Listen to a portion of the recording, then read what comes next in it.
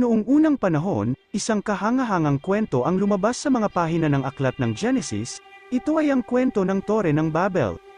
Ang Tore ng Babel ay isang mataas at kahangahangang infrastruktura na ginawa ng mga tao sa syudad ng Babylonia. Ang tore ay sumisimbolo sa kanilang pagkakaisa at sa kanilang pagnanais na gumawa ng isang tore na halos maabot na ang kalangitan.